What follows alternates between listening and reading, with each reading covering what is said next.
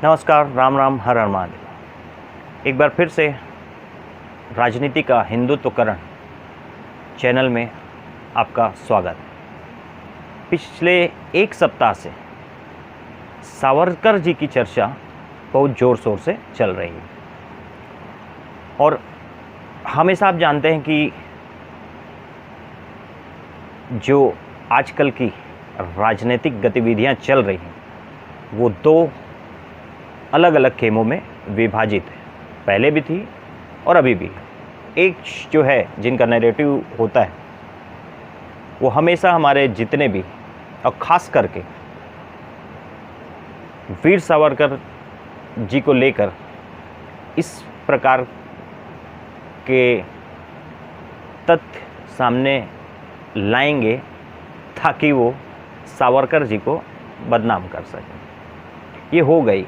उनके मन में हमेशा ये डर रहता है कि आज की युवा पीढ़ी सावरकर को न पढ़े और हमेशा उनको एक कंट्रोवर्शियल लीडर या उनको किसी भी प्रकार से स्वतंत्रता सेनानी का दर्जा या फिर देशभक्त का दर्जा न मिले, इसलिए उनको हमेशा कंट्रोवर्सी में फंसाया जाता रहेगा और यही कहा जाता रहेगा कि वो एक अंग्रेज़ों के एजेंट थे। और आपको कभी ये नहीं बताया जाएगा कि अंग्रेज़ों के ओरिजिनल एजेंट कौन थे। जो सत्ता पक्ष है वो अपना राजनीतिक हित साधने के लिए उनके नाम कभी उजागर नहीं करेगी।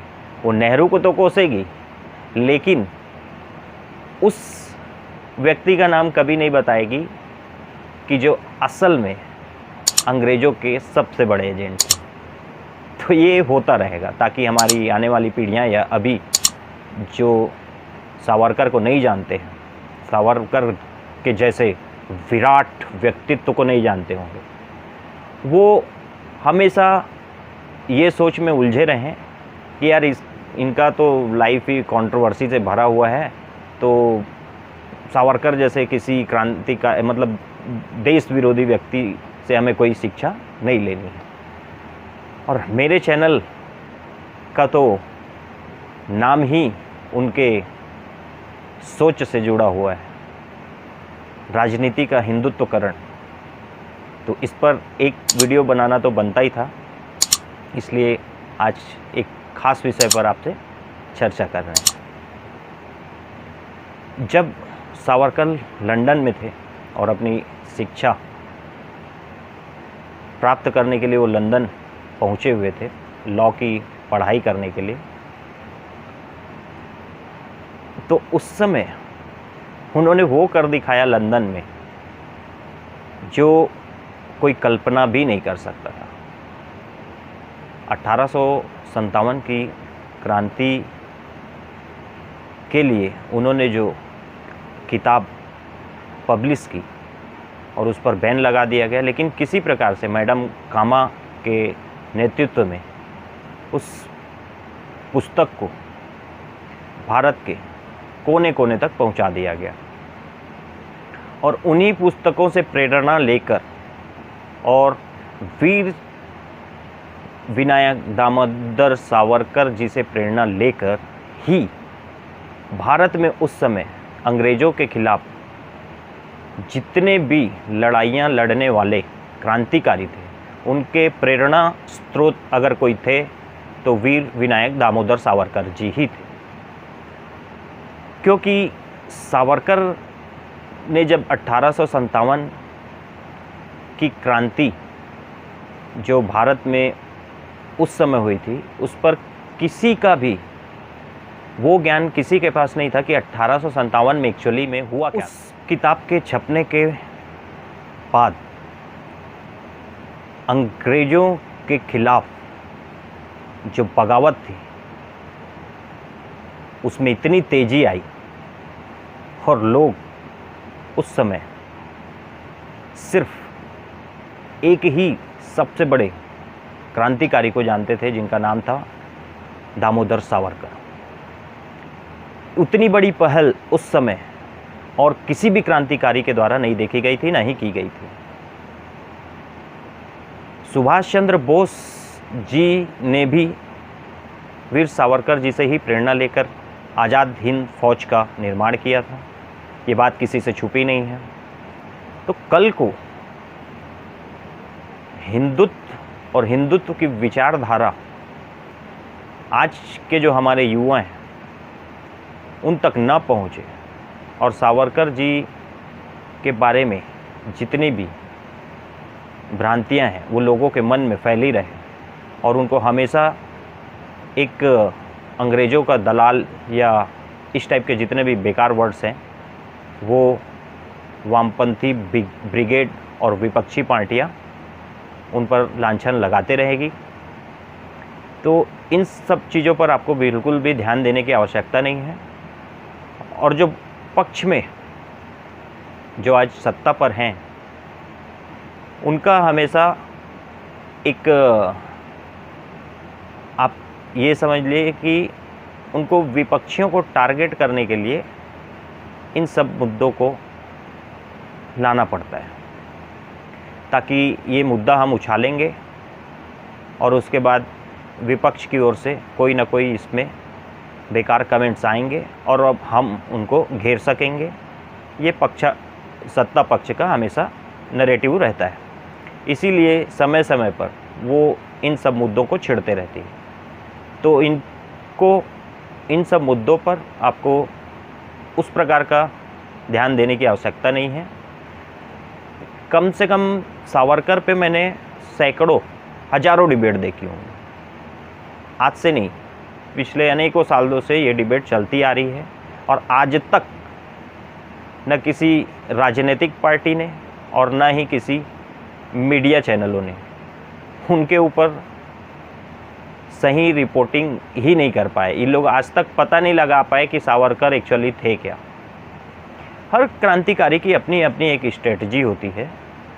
जिस समय भगत सिंह ने असेंबली में बम फेंकने का एक प्लान बनाया, उस समय जो चंद्रशेखर आज़ाद जी थे, जो उस समय HLA के अध्यक्ष थे, तो उन्होंने भगत सिंह को असेंबली में बम फेंकने जाने के लिए उनका विरोध किया और उनसे कहा कि आपके जैसा क्रांतिकारी नेता क्रांतिकारी व्यक्ति हम नहीं खो सकते और आपके ऊपर जॉन्डर्स मर्डर केस का फाइल अभी तक बंद नहीं हुआ है और अगर आप असेंबली में बम फेंकने के लिए स्वयं जाते हैं तो हमारी जो क्रांति है उसको कहीं ना कहीं एक उसमें कमी आएगी। तो चंद्रशेखर आज़ाद जी ने भी भगत सिंह को उस समय पे असेंबली में बम फेंकने जाने के लिए उसका विरोध किया था। लेकिन भगत सिंह का कहना था कि जो बात मैं रख सकता हूँ, मेरे अलावा अगर दूसरा कोई क्रांतिकारी आपके नज़र में है तो आप उन्हें भेजें। लेकिन भगत सिंह जी अपने आप को एकमात्र ऐसे क्रांतिकारी मानते थे जो उस समय अंग्रेज़ों के आंख में आंख डालकर उनको जवाब दे सकते थे। और उनको ये भी मालूम था कि अगर मैं वहाँ जाता हूँ तो मैं पहचान लिया जाऊँगा और उसके बाद मुझे जेल हो जाएगी और यहाँ तक फांसी की भी सज़ा हो सकती है।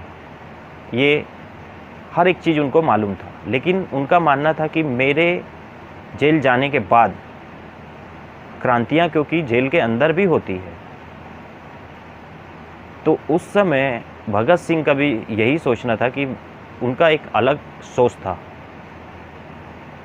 भगत सिंह असेंबली में बम फेंकने स्वयं गए और उसके बाद आपको मालूम है उनको हिरासत में ले लिया गया और उसके बाद जो उनके जो क्रांतिकारी संगठन थी उसमें से ही कुछ लोगों ने मुखबिरी की और उसके बाद जब कोर्ट में पेश हुए भगत सिंह तो उनको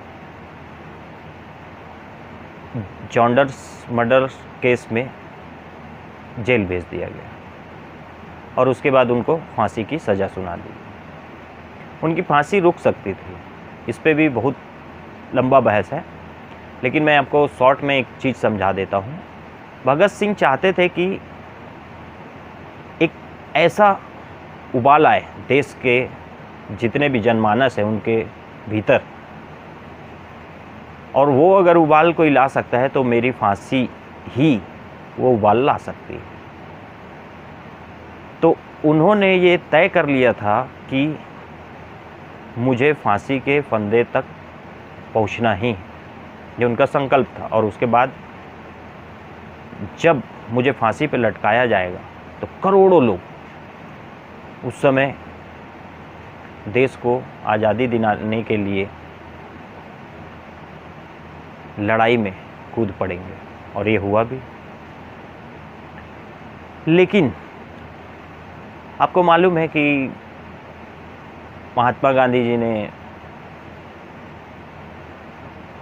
कैसे फिर लीड किया, पूरे स्वतंत्रता संग्राम को एक अलग दिशा देने का प्रयास किया, नहीं तो आज़ादी उसी समय मिल गई होती। सावरकर उस समय जेल से रिहा तो हो गए थे, लेकिन उनकी सभी प्रकार की राजनीतिक गतिविधियों पर रोक लगा दी गई थी। मतलब एक शरीर तो है लेकिन लाश के समान है, और फिर भी अंदर ही अंदर उनकी गतिविधियां चलती थी। तो जेल में माफ़ीनामा अगर उन्होंने लिखा भी होगा तो उसके पीछे का जो उद्देश्य था वो ये था कि अगर मैं 50 वर्षों तक इसी कारावास में रहता हूँ तो फिर मैं वो अचीव नहीं कर पाऊँगा जो मेरे दिमाग में चल रहा है इस समय। तो इसलिए उन्होंने, आप उसको माफ़ीनामा ये कहें या कुछ भी कहें, ये एक स्ट्रेटजी का हिस्सा है। उनको किसी भी हाल में अंडमान निकोबार से बाहर आना था ताकि वो देश के लिए, हिंदुत्व के लिए कुछ कर सके। और अगर वो जेल में ही उनका कार्य पूरा जीवन बीत गया होता तो फिर आप कभी जान भी नहीं पाते, ना वो हिंदुत्व की किताब लिख पाते, और न ही आज उनके बारे में हम चर्चा कर रहे होते।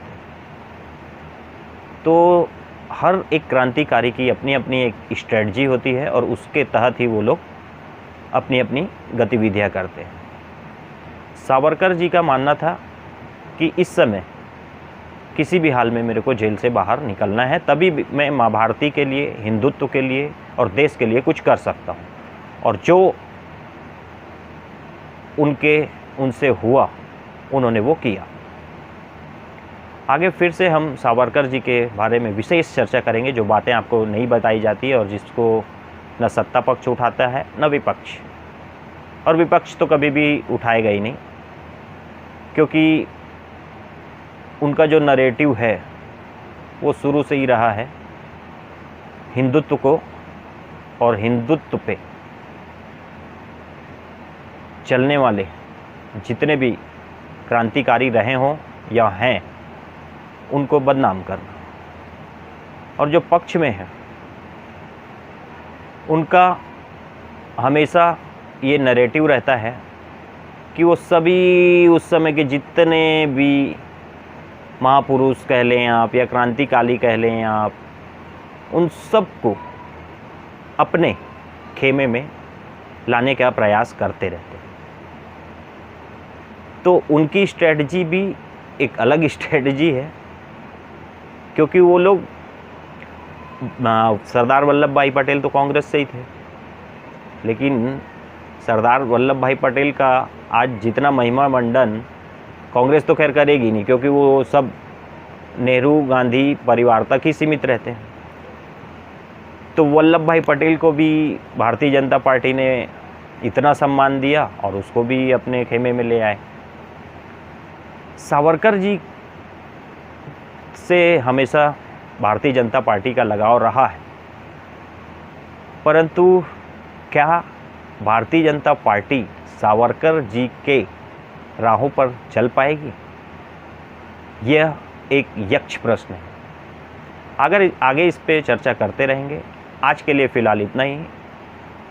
यह एपिसोड आपको पसंद आया तो चैनल को लाइक, सब्सक्राइब और शेयर ज़रूर करें।